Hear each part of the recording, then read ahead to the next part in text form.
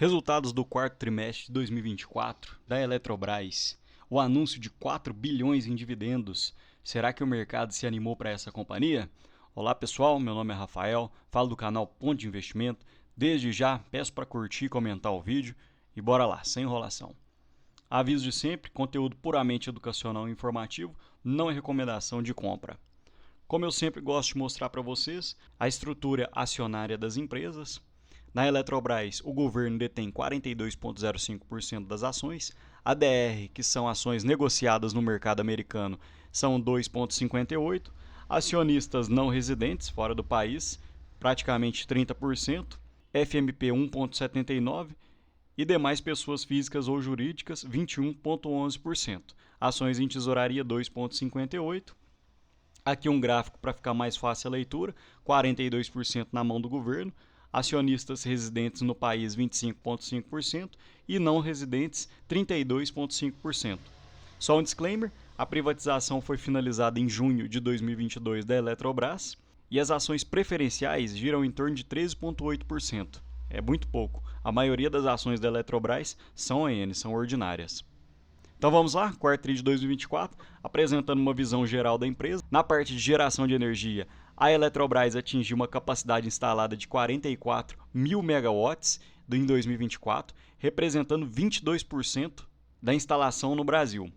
Aqui alguns detalhes, 44,2 GB, 97% de fontes renováveis, principalmente em hidrelétricas, 22% da capacidade do Brasil, 45 geradoras de usinas hidrelétricas e 31 parques eólicos. Na parte de transmissão de energia, são 74 mil quilômetros de linhas de transmissão, que representam 43% do sistema interligado nacional. Acredito que a maioria sabe, mas essa é a maior elétrica do setor do Brasil. 74 mil quilômetros de linhas de transmissão, distribuído em 406 subestações, 293 próprias e 113 em parceria. Aqui um detalhe, entre 2022 e 2024 a Eletrobras arrematou 6 novos lotes nos leilões de transmissão, o prazo de concessão é de 30 anos, um prazo bem extenso. Entre construção e operação, serão agregados ao Sistema Interligado Nacional um total de 2.300 km de linhas de transmissão e 6.080 MW de transformação, com um CAPEX de 6,4 bilhões. A receita anual permitida adicional é de 672 milhões, uma receita muito boa. Já falando do quarto TRI de 2024, na parte de pessoal, manutenção, serviços e outros, desde 2022, quando foi finalizada a privatização da Eletrobras, houve um decréscimo de 18% no valor gasto de pessoal, material, serviços e outros, e o número de empregados diminuiu 27%, descendo de 10.508 funcionários para 7.710. Alguns detalhes, a renovação da força de trabalho com a contratação de 2.100 novos colaboradores e a redução consistente no PMSO de forma estruturada e sustentável. Eu já trabalhei na Eletrobras, posso falar com consistência que desde 2020, quando começou o burburinho da privatização, a empresa já se reestruturou, o caminho já estava mais difícil, já estava contendo bastante gasto e já estava tendo bastante investimentos para melhorias e manutenção nas linhas.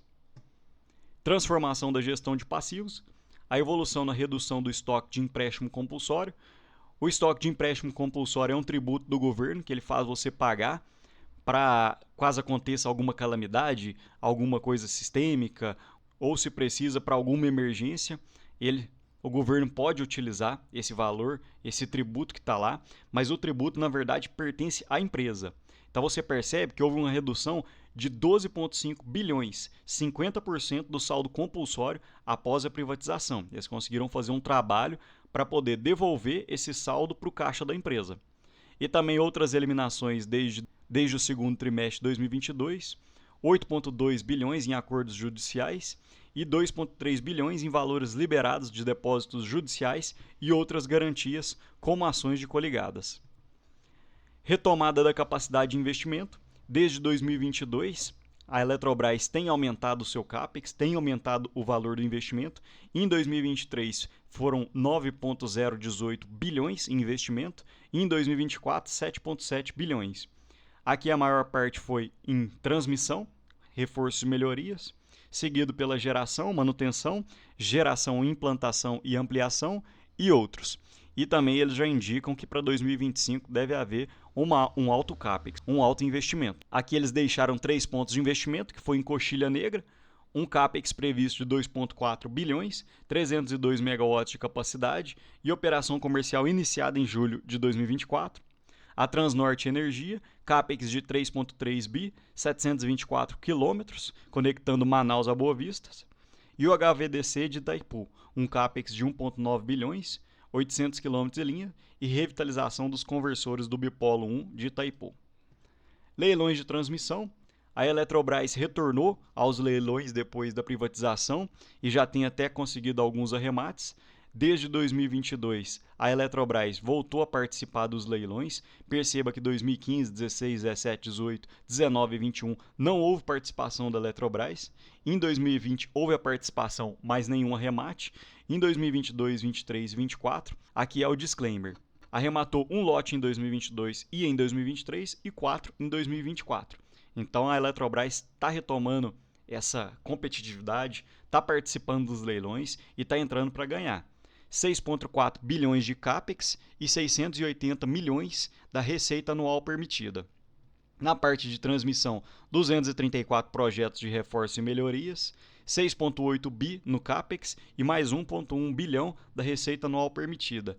É interessante que a parte da transmissão é realmente o filé mignon das áreas de energia elétrica. A parte de energia elétrica é dividida entre geração, transmissão e distribuição, em que a geração, o próprio nome diz, é a geração de energia, seriam nas hidrelétricas. A transmissão seria saindo dessa hidrelétrica até chegar a um ponto distribuidor, um ponto de consumo, e depois a distribuição. Um exemplo simples seriam esses postes que a gente enxerga nas ruas de casa. Então a parte da transmissão ela demanda um certo CAPEX, mas a receita é muito alta. A receita paga pela ANEEL é muito interessante. Já o desempenho financeiro no quarto TRI de 2024, resultado societário, IFRS e o regulatório. Um disclaimer, as empresas elétricas gostam de soltar a DRE baseado na IFRS e a DR regulatória. O que é isso? A IFRS é um normativo supranacional, ou seja, um normativo que todos os países fazem para que você tenha uma DRE mais legível em qualquer lugar do mundo. E o lucro regulatório, ele dispensa os efeitos da inflação que cabem na IFRS. Então, as empresas elétricas, elas soltam essa DRE de forma diferenciada, porque alguns projetos, durante a construção, já vão recebendo uma RAP, uma receita anual permitida, e essa RAP muitas vezes é reajustada pela inflação, tem alguns efeitos nela. Então as empresas elétricas têm essa diferença. Na barra azul escura, o resultado societário, a receita bruta, um aumento de 17%, na DRE regulatória, um aumento de apenas 3%, na DRE regulatória, o EBITDA, houve um decréscimo de 6%, principalmente impactado pelo PMSO. O resultado societário, houve um aumento de 24%, porém o lucro líquido ajustado, uma descida de 55%. Alguns destaques versus o quarto TRI de 2023, aumento de 796 milhões da receita de geração, redução da receita anual permitida de transmissão após a revisão tarifária, EBITDA regulatório ajustado impactado principalmente pela menor receita bruta de transmissão e aumento de custos, lucro líquido ajustado, 294 milhões com despesas com atualização monetária da CDE e bacias hidrográficas e 297 milhões em encargos maiores da dívida. Adequação de pessoal, manutenção, serviços e outros, um aumento de 7%, principalmente na parte de serviços e outros. A Eletrobras até deixou aqui embaixo a observação, 94 milhões com despesas com serviços jurídicos para redução de contingências, 38 milhões resultado de reclassificações de serviços para CAPEX. E quem quiser pausar para fazer uma leitura mais minuciosa, pode pausar os slides para verificar como foram os restos dos gastos.